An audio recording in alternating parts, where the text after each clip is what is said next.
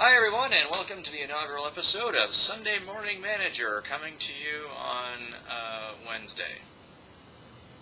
Yep, that's right. We're coming to you on a Wednesday because my co-host apparently doesn't know how to use a computer. No, I know how to use a computer. I know how to use the delete function. Yes. Yeah, well, it is what it is, but here we are bringing to you our show for the week. Yes, it is. And what this is just a weekly show where Heffy and I will discuss the Leafs, any issues coming up in the NHL that seem interesting, and just some good old-fashioned hockey talk. And we're going to just get things going. Even though we're 4 games into the season, they got Winnipeg tonight, we're going to talk about a few things that kind of popped up in the off-season and the preseason as it relates to the Leafs this year and in the coming years. All right, so we'll start this off with the first of our questions this morning. This one is to you, Sev, first. Will Tim Connolly and Matt Lombardi last most of the season? Well, I'm going to have to go ahead and say no on Tim Connolly because the season hadn't even started and he was already injured. Lombardi is a good question because you can never tell with concussions. He has been out a full season.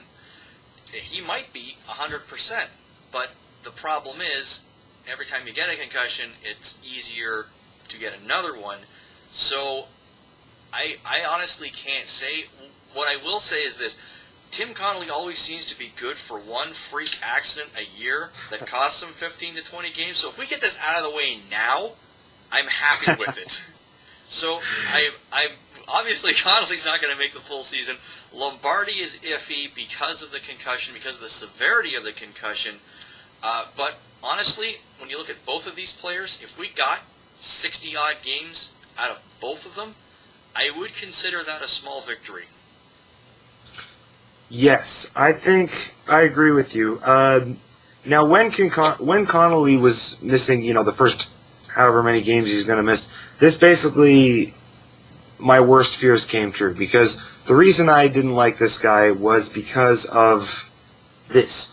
So, but I agree with you. You get this out of the way now, maybe he'll be here for a playoff push. But I do think with Lombardi, it is different, his injury troubles, because it's different when you have glass knees as opposed to getting concussions. So I do think that as long as Lombardi is well protected, uses his speed, I think he'll last most of the season. Connolly, well, there you go. There's no telling how much he could miss. Yeah. Okay, moving on. This is sort of a linking to this one because of the short-term contracts for Connolly and Lombardi. Which players on the current roster for the Maple Leafs are actually going to be long-term, and which guys do we think are going to be more of a bridge player to the younger guys currently in the Marlies? Well, I think, when you look at the Leafs roster, you have a few cornerstones, definitely. Phil Kessel's one of them. James Reimer is another one. And I'd say that Luke Schenn is almost definitely going to spend at least 75% of his career as a Maple Leaf. Who knows how much longer than that. But when you say bridges, it's kind of an issue because the Leafs and the Avalanche are actually currently tied for youngest team in the league. So it's hard to say, but when you look at the players over 30, I would say that the biggest bridge I can think of would probably be John Michael Liles as a bridge to the emergence of Jake Gardiner. Yeah, that is the most obvious one. I mean, Liles is only on. He's in the last year of his contract. He's going into unrestricted free agency. Jake Gardiner just seems to have come out of nowhere, really. Although I think he's going to be served a lot better by doing 20 minutes or more a game with the Marlies than playing 14 or 15 in the NHL, simply because he is a young player, and I really don't want to see him rushed. I would love it if he could crack an NHL lineup full-time, but again, nobody ever got injured or had their career injured playing an extra season in the American Hockey League. Now, you look at 2 players we're just discussing, Tim Connolly, Matthew Lombardi.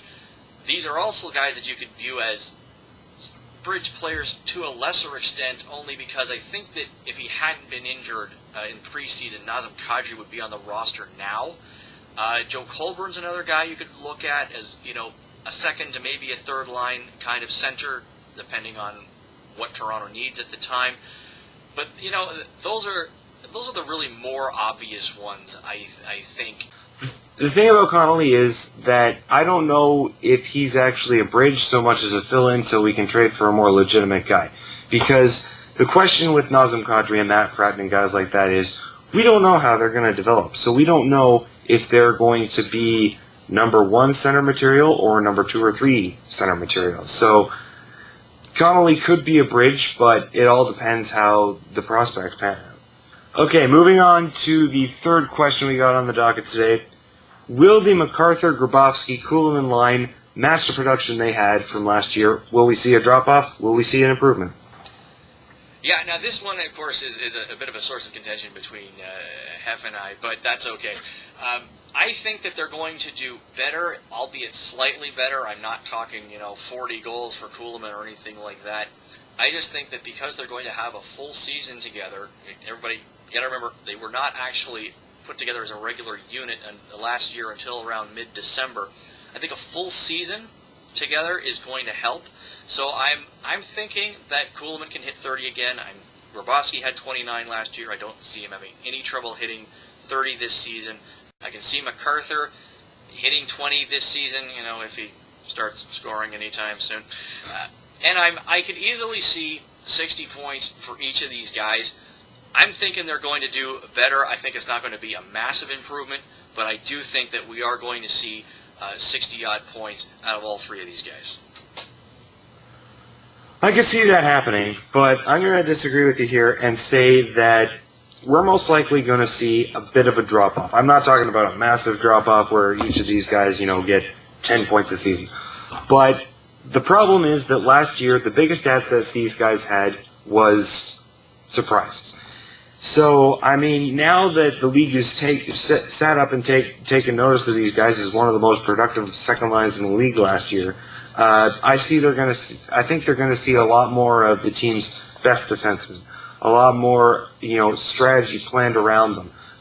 So I think that, they are going to be a formidable offensive tool, but we're going to see probably a drop off of 5 to 10 points per guy. Yeah, I can see that happening too. I'm going a little bit more positive on this one, but honestly, I think that either of our scenarios on this are perfectly applicable. Just one quick note here before we wrap things up. Leafs had that ridiculous 6-day layover last week, and now they're beginning a stretch where they have, 6 games in 9 days, including 2 back-to-backs. I don't know who came up with the schedule this year, but this is really crazy. And I got to tell you that it doesn't matter if you're a Leaf fan or not. As a hockey fan, I'm not pleased with this because this really does mess with teams. And I've noticed this season in particular, there's some horrible scheduling going on in the early parts of the season. Whoever came up with this schedule really deserves to be sacked. Because, luckily the Leafs weren't affected by the layover, which was my biggest fear heading into this. But now that you have 6 games in 9 days, you're going to see a lot more people coming up with maybe, minor injuries, exhaustion, teams just getting battered. Because you put that many games into such a short amount of time, putting all these athletes into such intense physical punishment, it's like the worst case scenario for Tim Connolly and guys of that nature. So that is our show for today. We are going to be back on Sunday, which is hopefully going to be our regular day, provided I manage to not screw things up any more than I already have. That'll be something for the blooper reel. And we're going to have a whole new docket of things to talk about. We'll obviously be talking about the Jets return to Winnipeg and Toronto playing them for the first time in a very long time, and any other things that pop up over the next few days. If you have any questions or comments, feel free to send it to us. We'd love to hear them, and if you've got anything you think we should be chatting about, we'd like to hear that too. Send in your questions. We're counting on you. Yes. So that does it for Sunday Morning Manager, brought to you on a Wednesday, powered by the delete function. Thanks for watching, guys. Peace out.